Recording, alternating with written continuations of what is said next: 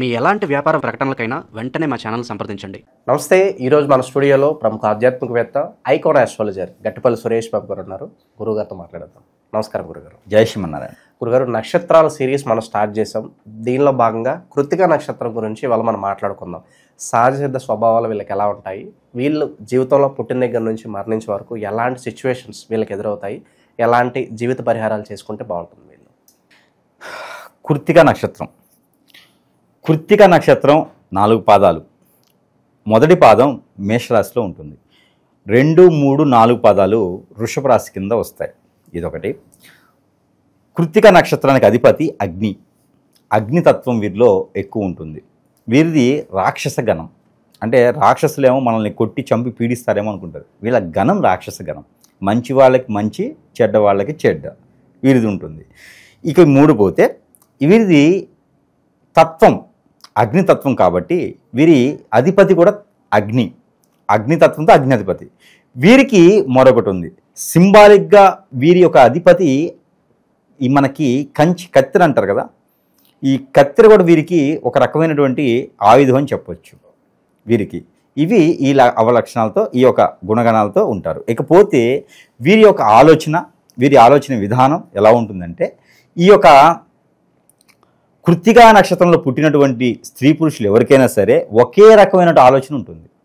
వీరిని 10 మంది ఒకే దగ్గర కూర్చోబెట్టి, సపోజ్ 100 మంది ఒక దగ్గర కూర్చున్నారు, కానీ వీరి ఆలోచన విధానం వేరే నక్షత్రాల వాళ్ళకి ఎలా ఉంటుంది అంటే, ఒకే నక్షత్రం అయినప్పటికీ కూడా ఆలోచన విధానం వేరే వేరే ఉంటుంది.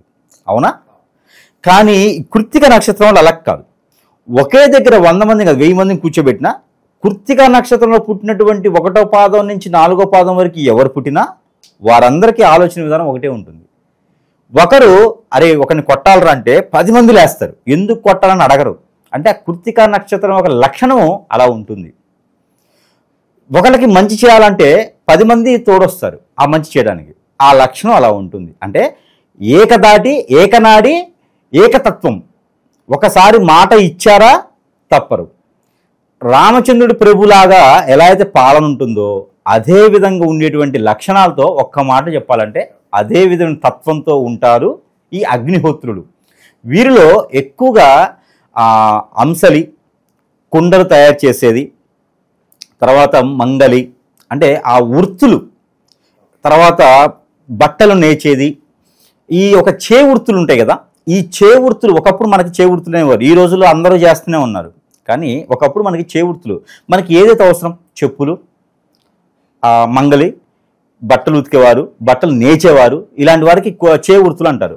అలాంటి వృత్తులు నేచే వాళ్ళల్లో రాజులుగా ఉంటారు వీరు కృత్తిక నక్షత్రం వాళ్ళు. అందుకే వారు అగ్నితత్వంతో ఉంటారు.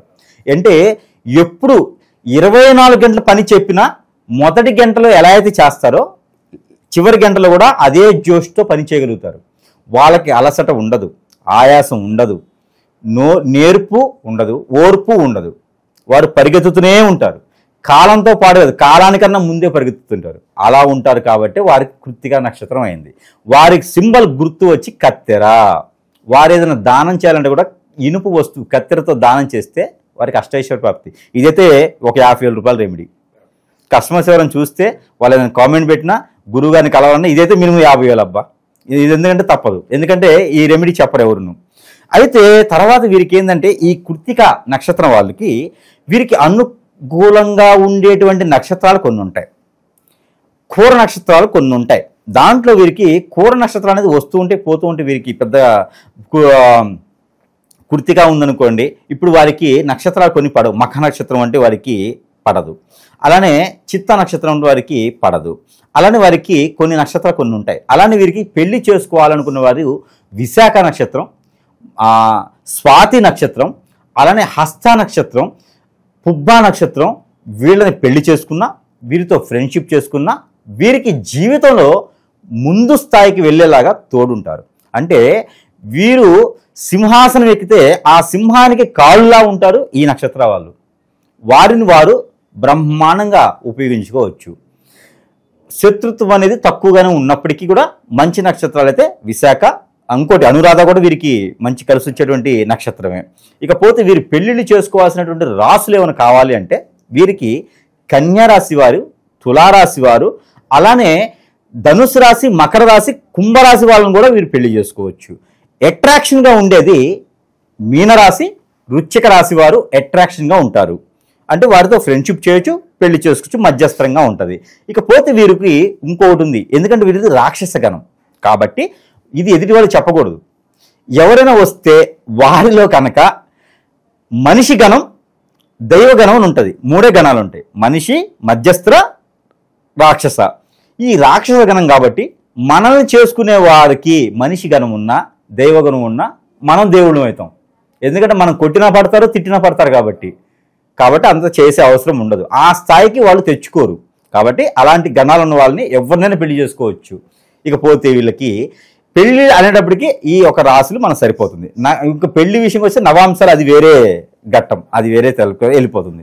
ఇకపోతే వీరికి కలిసి వచ్చేటువంటి దశాంతర దశలు, వీరిది భరణి, వీరికి వృషభ రాశి కాబట్టి మేషరాశి, వృషభ రాశి 2 కలగలిపి ఉంటాయి కాబట్టి మొదటి నక్షత్రం, మొదటి పాదం, 3 పాదాలు కూడా వీరికి దశాంతర దశలు ఏం కలిసి వస్తాయి? అగ్నిహోత్రుడు కాబట్టి వీరికి ఏ దశ కలిసి వస్తుంది? రవి మహర్దశ. రవి మహర్దశలు వీరు ఏకంగా పిఎం సీఎం అవ్వచ్చు. పోటీ చేసే తత్వం ఉంటే వీరికి పిఎం సీఎంగా చేసేయచ్చు. వీరు ఆ ఒక అదృష్టం వీరికి ఉండాలి, సపోర్టింగ్ ఉండాలి. లేదు వీరికి ఏదైనా కలెక్టర్ జాబు, మిలిటరీసు, దశాంతర దశలు వీరికి మిలిటరీ గ్రూప్ 1, గ్రూప్ 2 పరీక్షలు, ఎగ్జామ్ పాస్, ఇంట్లో రాజుగా పాలించేదానికి, ఆస్తులు కూడబెట్టేదానికి, మార్కెటింగ్ రంగాలు, ఏదైనా సంస్థలు స్థాపించేదానికి అద్భుతంగా ఉంటే వీరికి ఆ దశల్లో చేస్తే వీరికి జీవితకాలం ఎవరు టచ్ చేయలేరు వీళ్ళని. ఇప్పుడు రిలయన్స్ అంబానీ, టాటా బిర్లా ఇలాంటి వాళ్ళు ఎట్లయితే ఉన్నారో ఈ టైప్లో ఆ స్థాయికి వెళ్ళగలుగుతారన్నమాట. ఇలాన్ మాస్క్, ఈ టైప్లో ట్రంప్, ఇలాగా స్థాయికి వెళ్ళిపోతారన్నమాట. స్థిరస్థాయి కాదు, చిరస్థాయిగా మిగిలిపోతారు. అయితే వీరికి ఇంకో దశ ఉంది, శుక్రుడు దశ కూడా వీరికి పనికి వస్తుంది. అది అదృష్టం. శుక్రుడు దశ ఎవరికి రాదు కానీ వీరికి పనికి వస్తుంది. శుక్రుడు దశలో అందరూ నాశనమైన వాళ్ళే ఉన్నారు, ఆరంభరాటాలు పోయి నాశనమైన చాలా మంది ఉన్నారు, కానీ వీరికి శుక్రుడు దశ కూడా పనికి వస్తుంది. వీరితో పాటు మరో దశ ఉంది. ఈ దశలో వీరికి ఇంకా అద్భుతంగా ఉంటుంది, అదే కుజమహార దశ. వీరికి కుజమహార దశలో వీరిని ఇంకెవ్వరు టచ్ చేయలేరు, ఎవ్వరు వీళ్ళని ఆపలేరు. యుద్ధానికి సై అంటారు వీళ్ళు. ఏ ప్రపంచ దేశాల నుంచి యుద్ధం వచ్చినా వీళ్ళని నిలిపేది చాలు, ఆ యుద్ధం కూడా ఆగిపోతుంది. కాబట్టి వీరితో చాలా జాగ్రత్తగా ఉండాలి, చాకచక్యంగా ఉండాలి. ఎక్కడైనా వీరికి కోపం తెప్పించామా ఎదుటి పని అంతే. ఇక మంచి చేయడానికి కూడా చూడరు, అంటే అంత మంచివారు ఈ నక్షత్రం వాళ్ళు. అందుకే ఎదుటి వాళ్ళు ఏదైనా తప్పు చేస్తే వీరు ఓర్చుకోలేరు, ఈ తత్వంతో ఉంటారు. కాబట్టి ఇకపోతే వీరికి చెట్టు మామిడి వీరికి అధిపతి. మామిడి చెట్టు ఎక్కడైనా నాటడం, మామిడి చెట్టు ఎక్కడైనా ఆలయాల్లో సమర్పించుకుంటే 4 మాసాలకు ఒకసారి ఆలయంలో కావచ్చు, ఎక్కడైనా పాదుల్లో కావచ్చు, ఇంట్లో కావచ్చు, మామిడి చెట్టు అనేది వీరు ఒకటి అక్కడ స్థాపన చేయాలి. అదైతే ఖచ్చితంగా చేసుకోవాలి. ఇక వీరు చేయవలసినటువంటి దానం బఠానీలు, తత్వానికి బఠానీలు, అలానే నల్ల నువ్వులు వీరు దానం చేయాలి. మనకి కర్పూరం దొరుకుతుంది, పచ్చ కర్పూరం, హారత కర్పూరం, ముద్ద కర్పూరం అంటాం. ఈ కర్పూరం కూడా వీరు దానం చేస్తే మంచిది. ఇకపోతే వీరికి ఇష్టదైవం ఉంటుంది. వీరి ఇష్టదైవం చాలా గొప్ప వ్యక్తి. ఎవరుంటారు? అగ్నితత్వానికి ఇష్టదైవం ఎవరుంటాయంటే మనకి విష్ణుమూర్తి. అగ్నితత్వంతో కూడినటువంటి ఇష్టదైవం విష్ణుమూర్తి. అంటే వీరంతా కూడా శివుని వద్దకు వచ్చేవారే, కానీ వారికి ఒక సపరేట్ తెగ ఉంటుంది. ఆ తెగలో వీరు విష్ణుమూర్తి ఏ అవతారంతో ఉన్నటువంటి విష్ణుమూర్తికి వీరైనా పూజించవచ్చు. ముఖ్యంగా అవతారాల్లో ఒకటైతే లక్ష్మీ నరసింహస్వామి. వీరి నక్షత్రానికి సరిపడ దైవం ఎవరయ్యా అంటే లక్ష్మీ నరసింహస్వామికి వీరు ఆరాధన చేసినా, కళ్యాణం చేసినా, హోమం చేసినా, యజ్ఞం చేసినా, యాగం చేసినా, ముడుపు కట్టినా సరే, ఆ స్వామివారి దగ్గరికి వెళ్ళి గోత్రనామాలు అర్చన చేసినా సరే, ఆ స్వామివారికి ఇష్టపూర్వకంగా ఏది సమర్పించినా సరే, వారి యొక్క ఇష్టదైవం వారికి ఏ పని అవ్వకపోయినా లక్ష్మీ నరసింహస్వామి వారి ఆలయం ఎక్కడ ఉందని వెతుక్కొని మరీ వెళ్తే వీరికి ఆ విఘ్నాలన్నీ తొలగిపోయి పనులు అవుతాయి. ఇది గొప్ప పరిహారం, ఇది గొప్ప రెమెడీ. దీనికి 70,000, 50 పనికిరాదు దీనికి. ఇది ఈ నక్షత్రం వాళ్ళకి 70,000 తీసుకోవచ్చు ఈ యొక్క పరిహారానికి. అయితే ఈ గొప్ప పరిహారం ఎవరు చెప్పరు, ఎందుకంటే అలా చెప్తే గురువు దగ్గరికి రాడు కదా. అందుకని డైరెక్ట్గా ఆ ఒక దేవుని ఆలయంకి వెళ్ళేసి మనం మొక్కున్నటువంటి కోరికలన్నీ కూడా తీర్చే విధంగా ఉంటుంది. ఆ స్వామివారికి ఏం కావాలి అంటే స్వామివారికి వడపప్పు పానకం కావాలి. ఎక్కడున్న లక్ష్మీ నరసింహస్వామి అయినా సరే మీ దగ్గర నుంచి వెళ్ళేటప్పుడు వడపప్పు, పానకం ఈ 2 తీసుకుని వెళ్ళాలి. వడపప్పులో బెల్లం కలపాలి, పానకంలో అయితే ఇలాచీ కలపాలి. ఈ మిరియాలు, ఇలాచీ కలటువంటి పానకం స్వామివారికి సమర్పిస్తే మీ పని ఇంకా ఎలాంటి కావాలన్నా కూడా చేస్తారు ఆయన. ఇంక ఎక్కడికి వెళ్ళే పని లేదు. ఇక ఇలా జరగట్లేదు గురువుగారు, మరి ఇలా అవుతుంది, మరి మీరు చెప్పే నక్షత్రాన్ని బట్టి అయితే మాకు కృతిక నక్షత్రం ఉంది, ఇంకోటి ఉంది. కృతిక నక్షత్రం వాళ్ళకి పేర్లు పెట్టాలి అంటే ఆ ఈ ఉ ఏ ఐ ఇలాంటి లెటర్స్తో పేర్లు పెట్టుకోవచ్చు. అంటే హల్లులు అంటారు. అచ్చులు అంటే కింద ఉంటాయి. హల్లుల నుంచి అక్షరాలు తీసుకొని వీరు పేరు పెట్టుకునే దానికి బాగుంటుంది. ఎవరికైనా నామ నక్షత్రంగా కావాలి అంటే కనుక అలాంటి మాకు పుట్టిన డేట్ లేదంటే ఈ నక్షత్రాన్ని వారు తీసుకోవచ్చు. లేకపోతే వీరికి గురువుగారు ఇన్ని బాగున్నాయి కదా, మీరు చెప్పింది మా దాంట్లో ఏం జరగట్లేదు, మీరు చెప్తుంటే బాగుందిలే కానీ అసలు నిజంగా అలా ఉంటుందా అనుకుంటారు. కానీ ఖచ్చితంగా నేను చెప్పింది జరగట్లేదు అంటే అది నక్షత్ర ప్రకారంగా కాదు, మీకు తప్పు. మీకు తెలియని శత్రువు ఏదో మీకు చేస్తున్నాడని అర్థం. వాళ్ళ వల్ల మీకు సమస్య ఉండొచ్చు.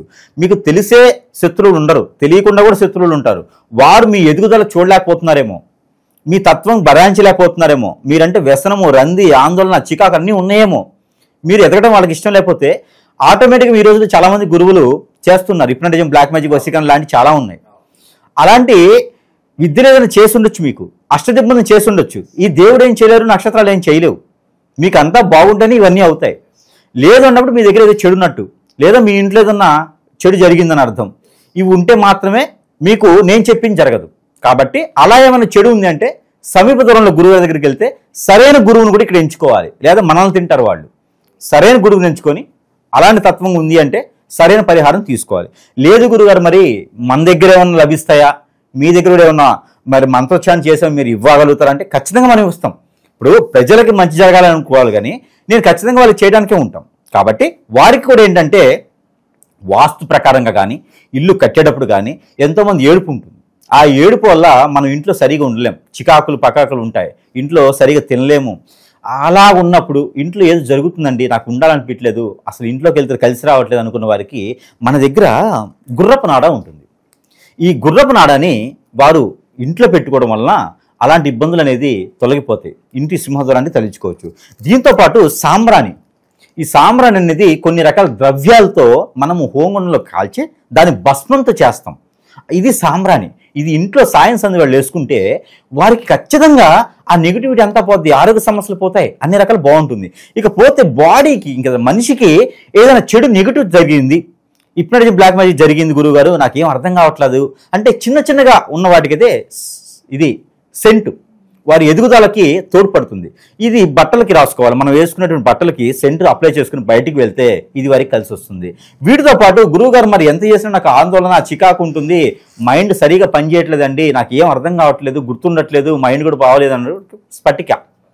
మనకి అగ్నితత్వం, ఈ రాశికి ఈ నక్షత్రం అగ్నితత్వం ఉంది కాబట్టి వారికి స్ఫటిక అనేది బ్రహ్మాండం. ఇది ₹1,00,000 ఇవ్వచ్చు. ఈ స్ఫటిక్ వాళ్ళకి రెమెడీకి ఈ స్ఫటికమాలు ధరిస్తే వారిలో ఆ చైతన్యం ఒకటే కాదు, వారిలో కామక్రోధాలు కూడా తగ్గి అన్ని రకాలుగా బాగుంటుంది స్ఫటిక. ఇది ధరించవచ్చు.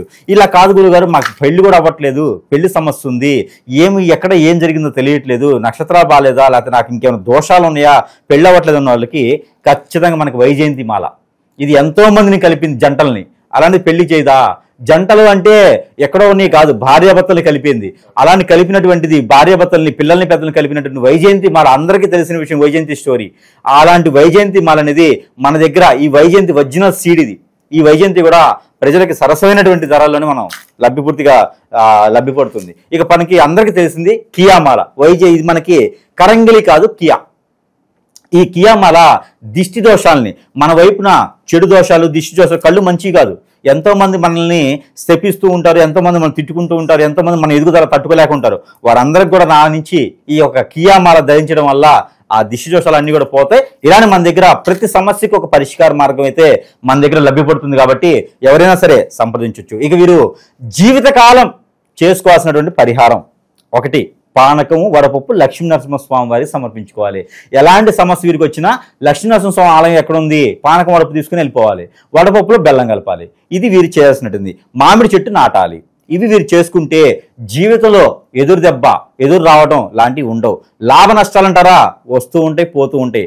ఆరోగ్య సమస్యలు అంటారా, వస్తూ ఉంటాయి, పోతూ ఉంటాయి. వీరు ఎక్కువగా తినకూడనటువంటి వస్తువ, ముఖ్యమైనది అది. తినాల్సిన వస్తువ, తినకూడని వస్తువ.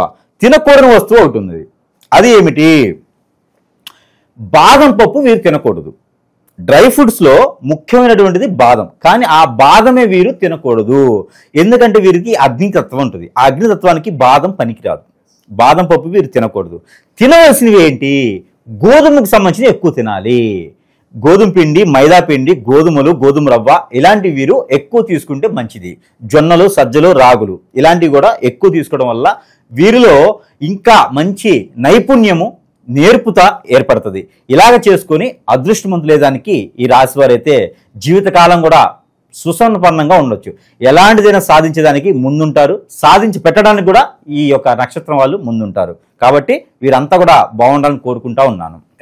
కృతికా నక్షత్రం వాళ్ళకి లైఫ్ ఎలా ఉంటుంది, జీవితాంతం కూడా ఎలాంటి పరిహారాలు చేసుకోవాలి, మీ మాటల్లో అద్భుతంగా వివరించారు. ధన్యవాదాలు గురుగారు.